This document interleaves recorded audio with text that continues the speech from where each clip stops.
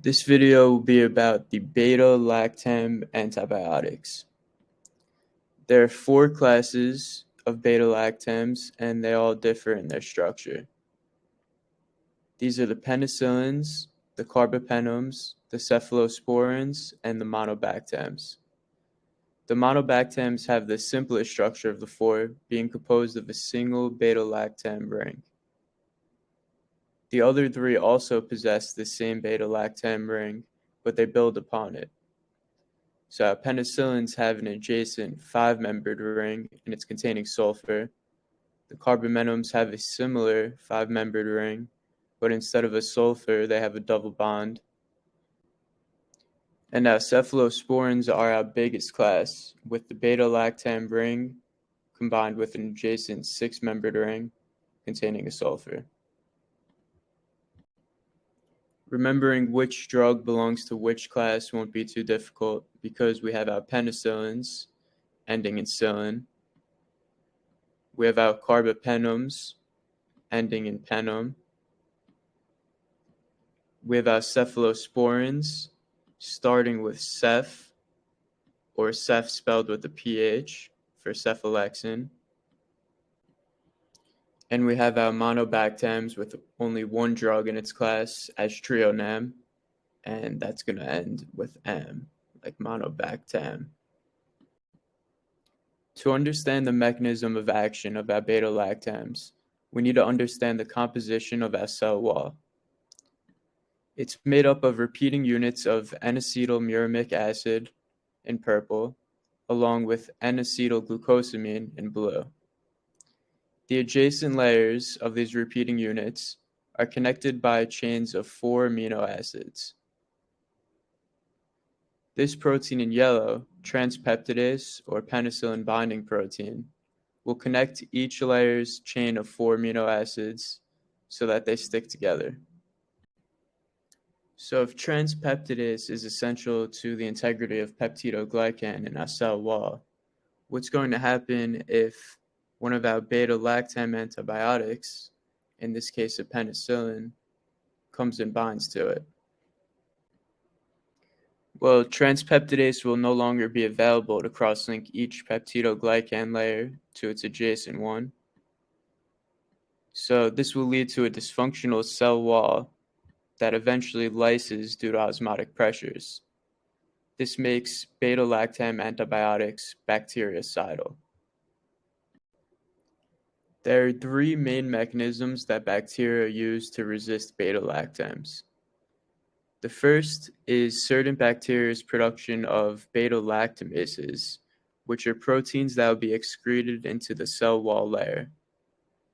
These proteins will cleave the beta-lactam ring of our antibiotics, making them ineffective in binding to transpeptidase.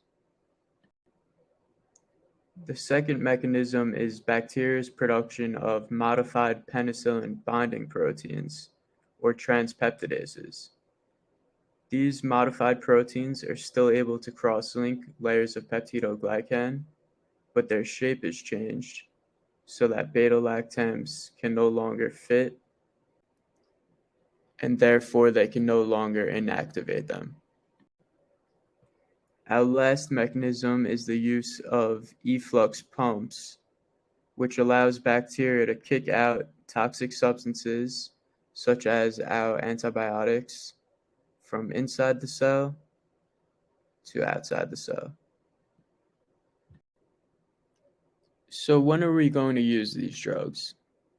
In general, since our beta-lactams are working on the cell wall, they're going to be more effective in gram-positive bacteria since those have larger cell walls.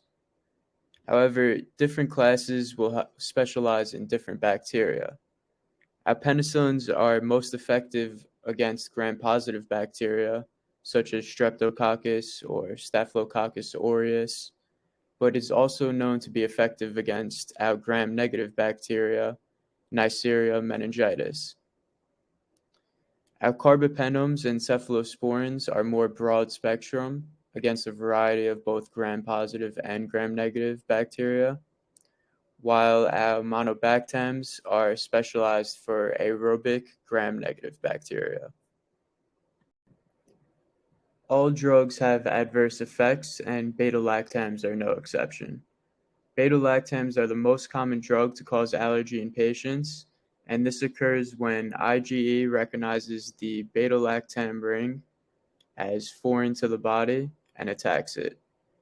This releases histamine and other inflammatory markers that lead to symptoms of itching, swelling, rash, and trouble breathing. Other common adverse effects are headache, nausea, diarrhea, dizziness. So now that we know all about beta-lactam antibiotics, let's answer this first question. Which of the following is a broad-spectrum beta-lactam? Well, before we can answer this question, we need to first classify each drug. So nafcillin, that sounds a lot like penicillin, because that is its drug class. Aztreonam, like beta-lactam or monobactam, is a monobactam. Piperacillin, another penicillin. And imipenem, which is one of our carbapenems. So if we recall, it is our carbapenems that are our broad-spectrum beta-lactams, along with our cephalosporins. Our penicillins, they're going to be good for our gram-positive bacteria, along with Neisseria meningitis. And our monobactam, Aztreonam, is good for our gram-negative aerobic bacteria. Final question, which of the following are a mechanism of beta-lactam resistance? Well, the first mechanism we talked about was the production of beta-lactamases, but that doesn't seem to be an option. Our second mechanism was an altered component of our peptidoglycan, but it wasn't N-acetylglucosamine. It was our altered penicillin binding protein, or transpeptidase. We didn't talk about overproduction of penicillin binding proteins, and we didn't talk about increased pH. So it is efflux pumps, which are a mechanism of beta-lactam resistance, and they're going to pump the drug from inside the cell to outside the cell, along with other toxic substances.